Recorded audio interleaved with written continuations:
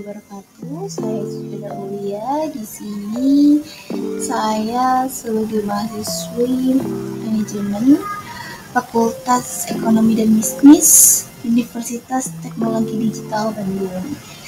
Saya dengan Ismi Fidauli sendiri dari kelas K421 MMR NIM 112111738 akan mempresentasikan mengenai kepemimpinan, dan ini dalam rangka untuk mengumpulkan tugas PAS.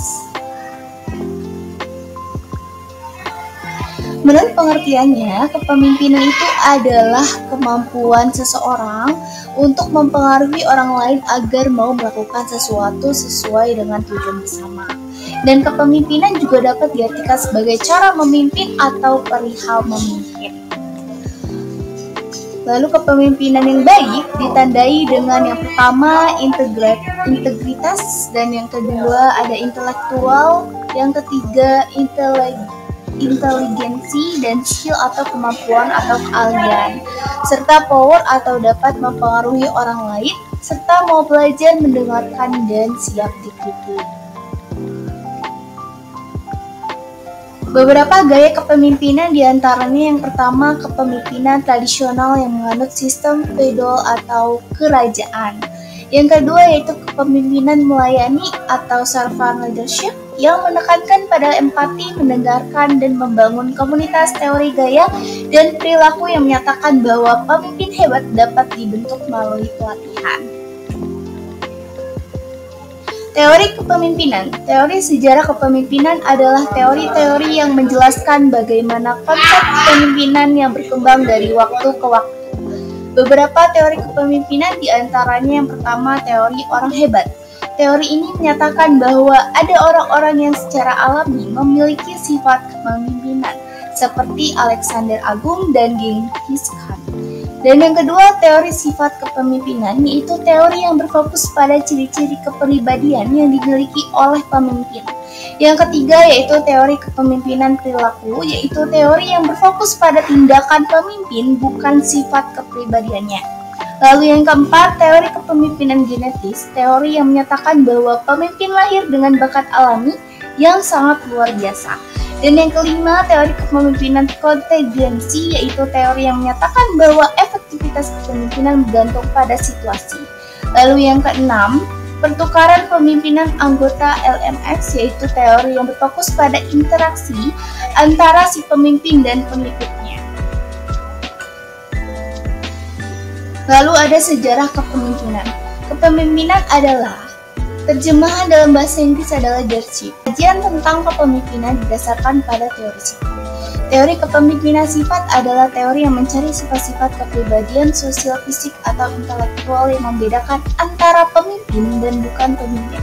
Berdasarkan teori ini, kepemimpinan pemimpin dan bukan pemimpin, yaitu ambisi dan energi, keinginan untuk memimpin, dan kejujuran serta integritas, rasa percaya diri, dan pengetahuan yang relevan dengan pekerjaan. Namun demikian, teori sifat ini tidak memberikan bukti kesuksesan seorang pemimpin. Antara tahun 1940-an hingga 1960-an, berkembang teori kepemimpinan hingga tingkah laku.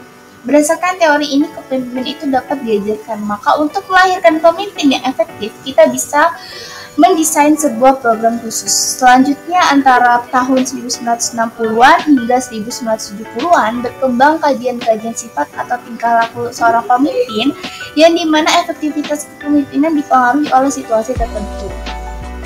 Dalam situasi itu, teori kepemimpinan mutakhir berkembang juga antara tahun 1970-an hingga tahun 2000-an. Yang berkembang saja tidak didasarkan pada sifat, tingkah laku, atau situasi tertentu, melainkan didasarkan pada kemampuan lebih pasca lagi dan pemimpin dibandingkan dengan yang lain.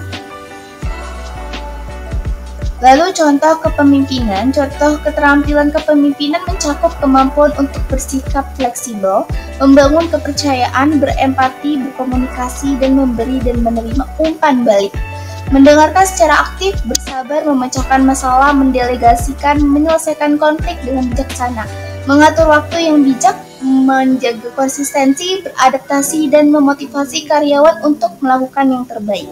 Lalu sikap kepemimpinan yang baik memiliki rasa tanggung jawab, jujur, dan berintegritas. Pemimpin juga harus memiliki rasa percaya diri yang tinggi sehingga dapat meyakinkan anggotanya untuk mencapai tujuan bersama. Lalu dari gaya kepemimpinan, contoh gaya kepemimpinan yang baik adalah gaya kepemimpinan demokratis yang dilakukan oleh Jack Ma. Dalam gaya kepemimpinan ini, pemimpin memberikan ruang bagi anggota tim untuk menyampaikan ide-ide mereka, membagi tanggung jawab, dan menghargai perbedaan. Kepemimpinan yang menjadi suri tauladan saya itu Raden Ajeng Kartini. Contoh kepemimpinan Raden Ajeng Kartini, yang pertama mendirikan sebuah sekolah dan menjadi pendidik, menulis surat-surat yang berisi gagasan tentang pendidikan dan kemerdekaan perempuan, serta berani mengutarakan pendapat meskipun berbeda dengan pendapat orang lain dan masyarakat. Berani mengutarakan pendapat, aktif berkomunikasi dengan tokoh-tokoh penting di berbagai daerah untuk menyebarkan ide-ide tentang pendidikan dan emansipasi wanita. Meyakini bahwa pendidikan dapat membebaskan perempuan dari belenggu tradisi dan mencapai potensi penuh mereka.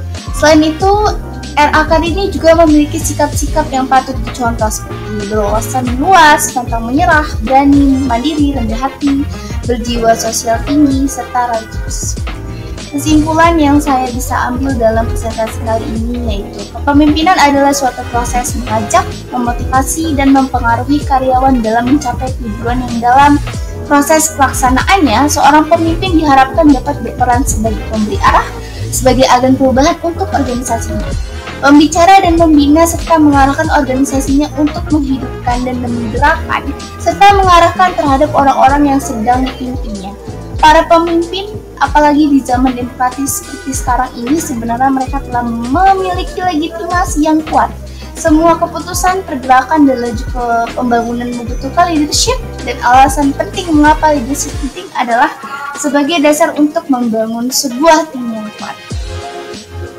Sekian presentasi dari saya, kurang lebihnya mohon maaf. Wassalamualaikum warahmatullahi wabarakatuh.